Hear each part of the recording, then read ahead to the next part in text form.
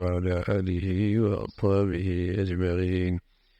أما بعد فأعوذ بالله من الشيطان الرجيم. بسم الله الرحمن الرحيم.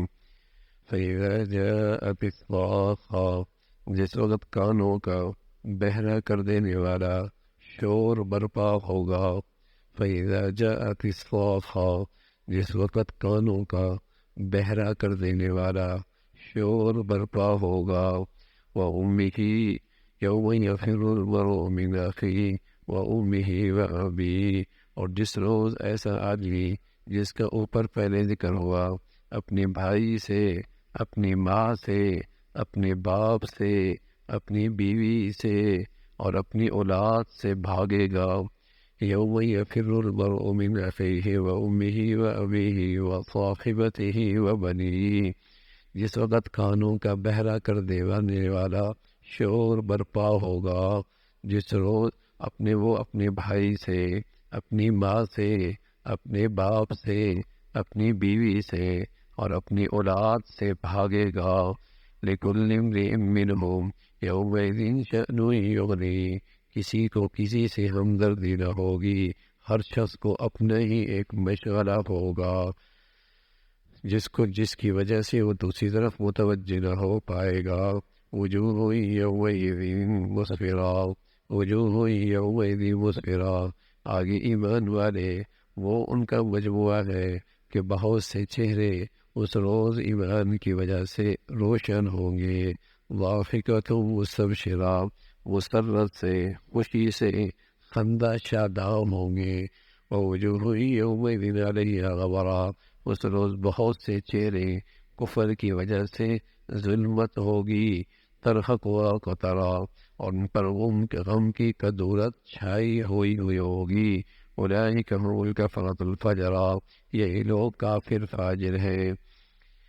اللہ تعالیٰ کی نعمتوں کا تذکرہ ذکر آیا کہ کس طرح اللہ رب العزت غلہ، انگور، ترکاری، زیتون، کھجور، گنجان، باغ، میوے اور یہ ساری نعمتیں اللہ تعالیٰ تمہیں مہیا فرماتے ہیں جس سے تم فائدہ اٹھاتے ہو، لیکن لوگ ناشکری کرتے.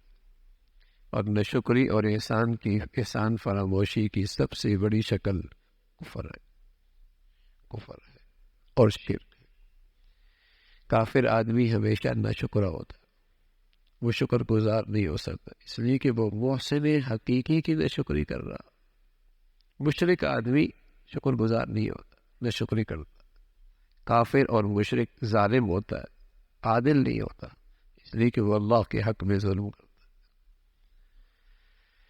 تو ایسے احسان فراموشوں کا کیا حال ہوگا اور ناشکری کرنے والوں کی کیا صورتحال بنے گی. تو فرما ایک دن آنے والا ہے جس دن ایک سخت شور ہوگا، اور ایسا شور جو کانوں کو بہرا کر دے.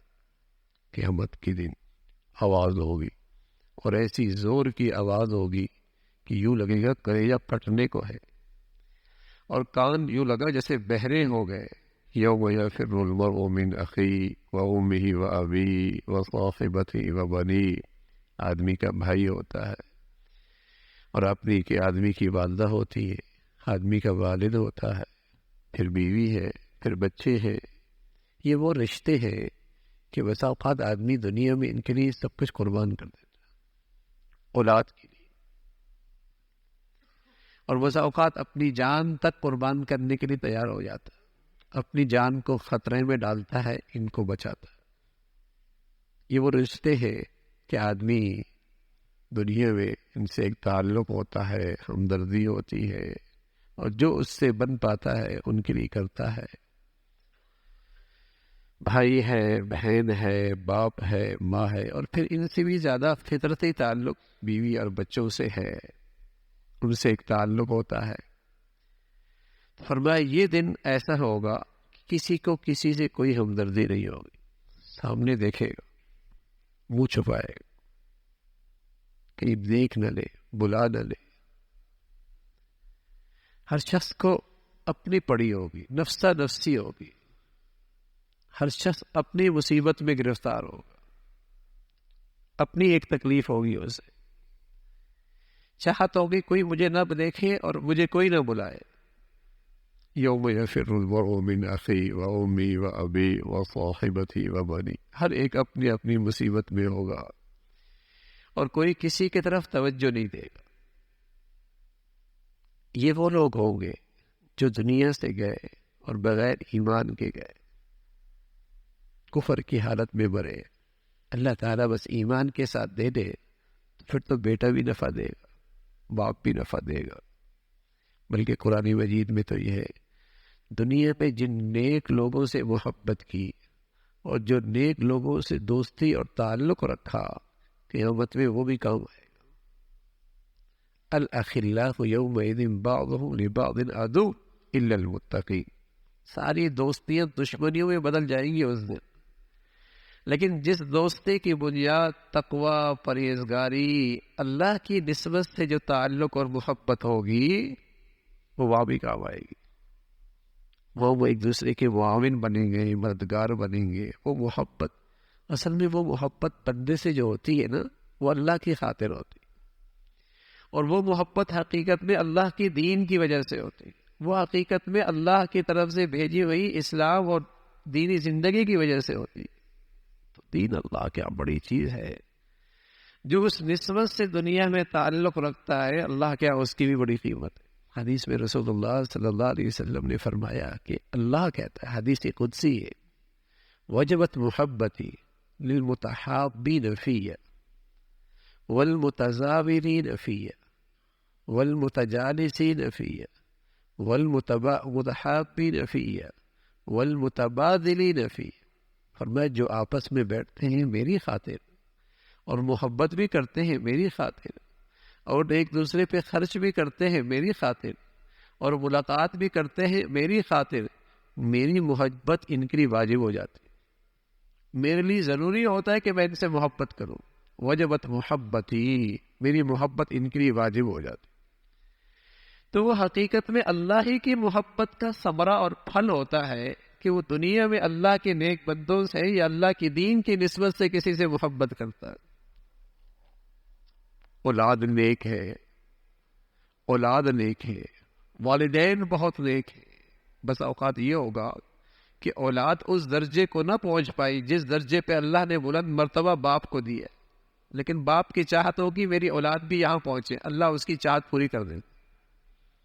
اللہ تعالیٰ اس کو نیچے نہیں لائیں گے بلکہ اس کو بھی اوپر لے جائیں گے۔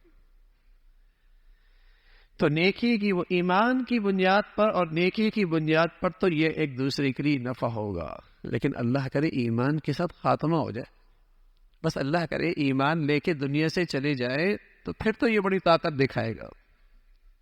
پھر اس کی آگے اللہ رب العزت نے وضاحت فرمائی، کچھ لوگ ایسے ہوں گے جن کے چہرے ایمان اور نیکی کی وجہ سے روشن ہوں گے، جن کے چہرے ایمان اور نیکی کی وجہ سے روشن ہوں گے۔ ایمان کی وجہ سے دل روشن ہوتا ہے، چہرہ بھی پرسکون ہوتا ہے، لیکن کل قیامت میں اندر کی روشنی چہرے پہ جب آئے گی تو صاف پتہ لگے گا ہاں ایمان کتنی بڑی دولت تھی۔ ایمان سے دل روشن ہوتا ہے، دل چمکتا ہے، اور اس کا دنیا میں اثر ہوتا ہے کہ چہرہ پرسکون ہوتا ہے۔ موت کے وقت بھی بڑا چہرہ پرسکون ہوتا ہے، لیکن اس کی پوری شکل مرنے کے بعد جب اللہ کے دربار میں اور چہرہ چمکتا ہوا آئے گا، وہ ایمان کا نور چہرے پہ نظر آئے گا، اس کا ثمرہ چہرے پہ نظر آئے گا، اور چہرہ چمکتا ہوا ہوگا اور خوش ہوں گے، اور ان کے چہروں پہ خوشی کے آثار ہوں گے۔ یہ تو ایمان والوں کا حال ہوگا۔ اور کچھ لوگ ایسے بھی ہوں گے جن کے چہرے پر ظلمت ہوگی، سیاہی چھائی ہوئی ہوگی، اور ان کے چہروں پہ غم ہوگا اور دکھ کے جسے کہیں گے آثار ہوں گے۔ فرمایا یہ وہ لوگ ہوں گے جو کفر اور فسق کی حالت میں اور کفر اور اللہ کی نافرمانی کی حالت میں مرے۔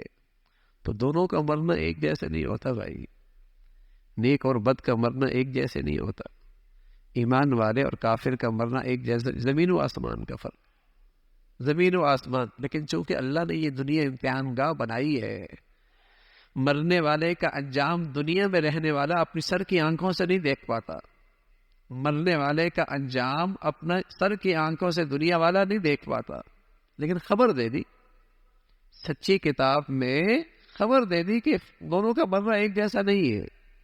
افنجعل المسلمین کالمجرمین ما لکم کیف تحکمون، فرما بردار اور نافرمان کے ساتھ ہم ایک جیسا سلوک کریں گے؟ نہ ایسا نہیں ہے. اگر تم سمجھتے ہو ایک جیسا سلوک کریں گے تو غلط فیصلہ کرتے ہو. ما سلککم فی سقر قالوا لم نک من المصلین، کیوں پڑے ہو جہنم میں؟ کہنے لگے نماز نہیں پڑھتے. کیوں جل رہے ہو اس جہنم کی آگ میں، اس آگ کے شعلوں میں کیوں جل رہے ہو؟ کہیں گے لم نک من المصلین، نماز نہیں پڑھتے تھے. تو با نمازی اور بے نمازی کا انجام ایک جیسا نہیں ہوتا، دونوں کا مرنا ایک جیسا نہیں، جینا ایک جیسا نہیں. اللہ رب العزت بھائی اس زندگی پر صحیح یقین نصیب فرما دے اور ایمان کی زندگی، ایمان پہ خاتمہ نصیب فرمائے. اللهم لك الحمد كله ولك الشكر كله، اللهم لك الحمد كله ولك الشكر كله.